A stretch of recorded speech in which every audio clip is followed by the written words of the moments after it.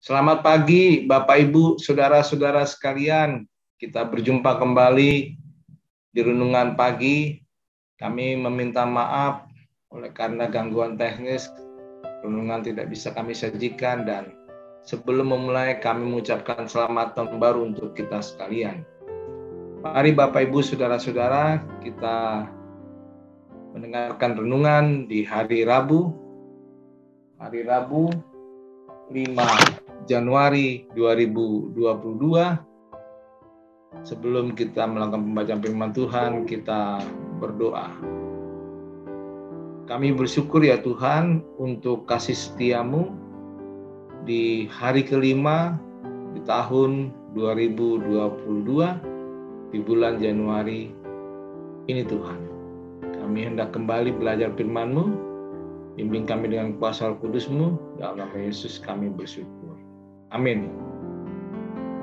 Saudara-saudara sekalian, renungan kita di hari Rabu 5 Januari 2022 bertajuk Tuhan adalah Alfa dan Omega. Teks bacaan diambil dari Wahyu 21 ayat 1 sampai 6. Demikianlah pembacaan firman Tuhan diambil dari Wahyu 21 ayat 1 sampai 6. Saudara-saudara, saya mengucapkan terlebih dahulu selamat tahun baru bagi kita semua. Hari ini kita akan berbicara tentang Tuhan adalah Alfa dan Omega. Adalah dua huruf di dalam bahasa Helenika atau bahasa Yunani. Alfa berarti A adalah huruf pertama dan Omega berarti wow. O berarti huruf yang terakhir adalah alfabet huruf Yunani. Di dalam Alkitab Tuhan Yesus menyebut dirinya adalah dalam penglihatan Yohanes sebagai Alfa dan Omega. Suatu pribadi yang ada, sudah ada, dan yang akan datang.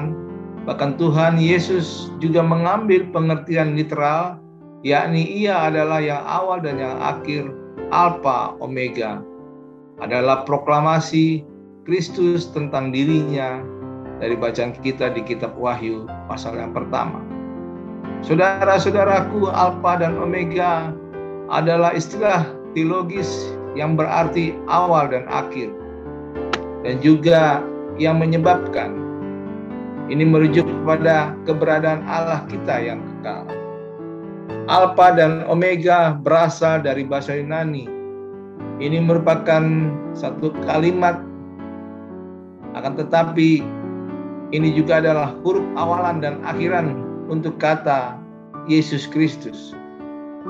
Alfa dan arti Omega sendiri terdapat di dalam Alkitab. Disebutkan di Wahyu 1 ayat 17. Kita bacakan untuk saudara-saudara sekalian yang menjadi teks bacaan firman Tuhan hari ini. Ketika aku melihat Dia, tersungkurlah aku di depan kakinya, sama seperti orang yang mati.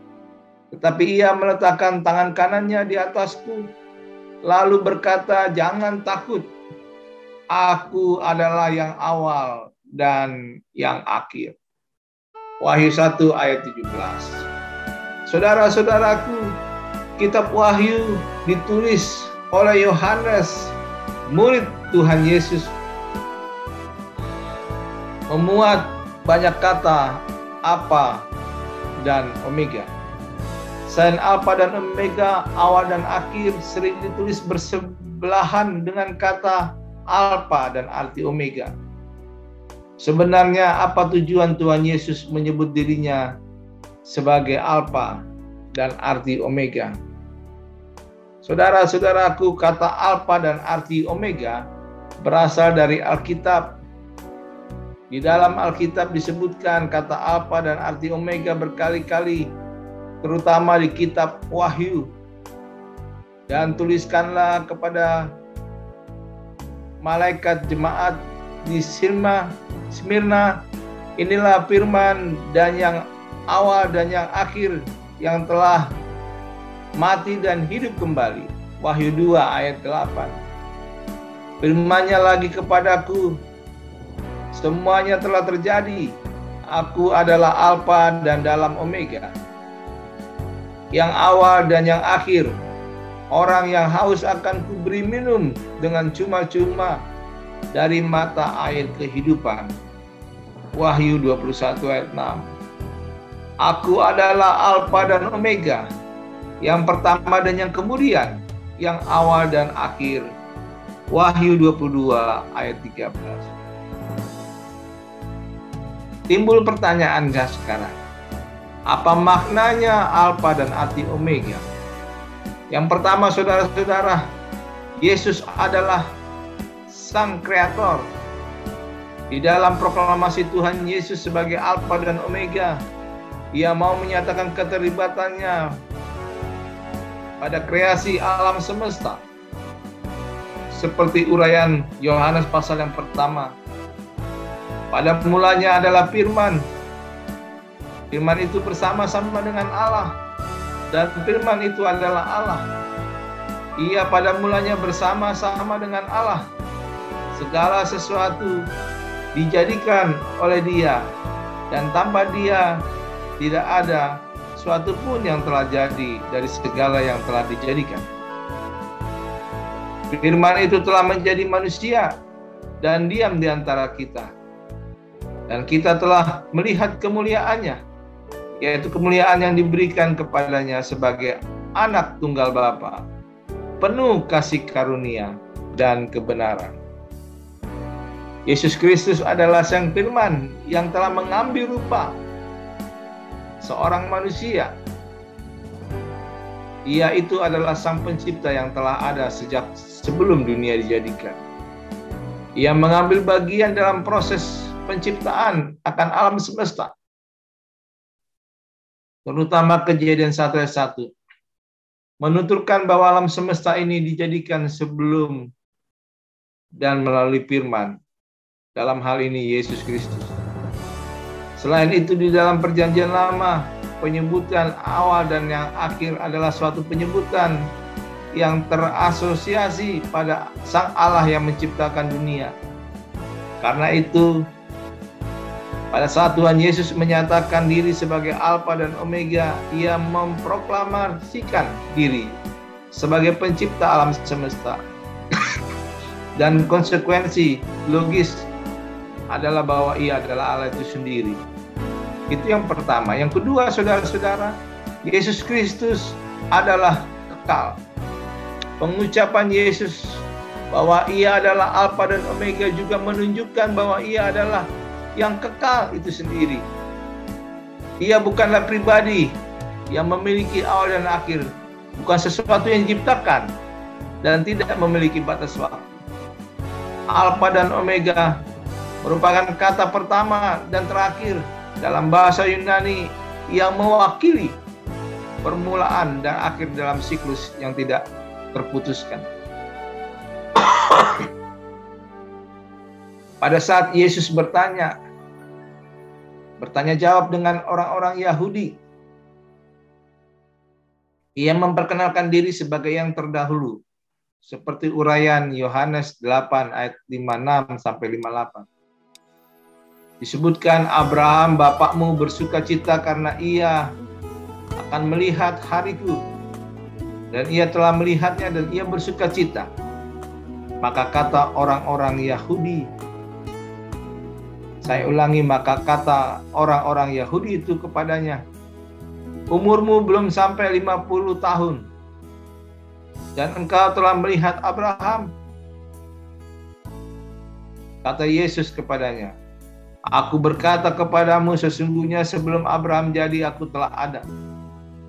Klaim Yesus bahwa Ia telah ada sebelum Abraham sekaligus memancing kemarahan orang Yahudi, tetapi Ia mengungkapkan satu kebenaran kitab suci yang tidak pernah dimengerti oleh mereka. Yohanes 5 ayat 39 sampai 40. Yang ketiga, saudara-saudara, Yesus adalah Raja. Perkataan Alfa dan Omega dalam kitab Perjanjian Lama menyiratkan semua kisah tentang Raja Israel, khususnya di kitab 1 Tawarik 29 dan 2 Tawarik 35 yang menceritakan tentang pemuatan kisah awal dan akhir Raja Daud dan Raja Yosia sebagai bayang-bayang Kristus di kemudian hari. Termasuk Yesaya 44 ayat 6 menuliskannya bahwa Allah menggunakan istilah Raja Israel untuk menyatakan diri sebagai yang awal dan yang kemudian. Keempat, saudara-saudara, Yesus adalah penggenapan isi kitab suci. Kitab suci dimulai dengan kisah penciptaan dunia di mana Kristus turut di dalamnya, dan diakhiri dengan penciptaan langit dan bumi yang baru di mana Kristus sebagai rajanya. Ia adalah awal dari segala sesuatu, dan di dalam Dia juga segala sesuatu berakhir. Bagi yang tidak percaya, berakhir pada penghukumannya, tetapi bagi yang mengikutinya dengan setia dan melakukan kehendaknya akan diselamatkan. Saudara-saudaraku, apa makna dari renungan kita saat ini? Sebagai yang awal, Dia adalah pencipta segala sesuatu, seluruh alam dan semua isinya. Injil Yohanes juga menjelaskan status Yesus sebagai yang awal. Ia pada mulanya bersama-sama dengan Allah. Segala sesuatu dijadikannya oleh Dia, dan tanpa Dia tidak ada satupun yang telah dijadikan dari segala yang telah dijadikan. Sebagai yang akhir, Dia akan mengakhiri dunia yang rusak karena dosa dan mendatangkan langit baru dan bumi baru. Yohanes dalam wahyunya melihat langit dan bumi yang baru turun dari langit, lalu mendengar suara yang berkata kepadanya, "Semuanya telah terjadi. Aku adalah Alfa dan Omega, yang awal dan akhir." Seperti nubuatan Yesaya tentang Allah Israel. Dan menurut Yohanes Pembaptis, menurut Yohanes sudah digenapi bahwa Yesus Kristus. Oleh karena itu, sebagai umat Kristen memandang Yesus sebagai yang datang dari Allah. Bahkan Yesus adalah Allah sendiri yang datang ke dunia dalam wujud manusia. Dalam istilah Yohanes, firman itu telah menjadi manusia dan diam di antara kita. Karena itu mari kita memulai langkah kita di hari yang kelima di tahun 2022 ini, hingga kita bisa mengakhirinya di tahun 2022 dengan keyakinan bahwa Tuhan adalah Alfa dan Omega. Selamat beraktivitas di hari Rabu. Tuhan Yesus memberkati Bapak, Ibu, saudara-saudara sekalian. Kita berdoa. Kami bersyukur dan berterima kasih ya Tuhan.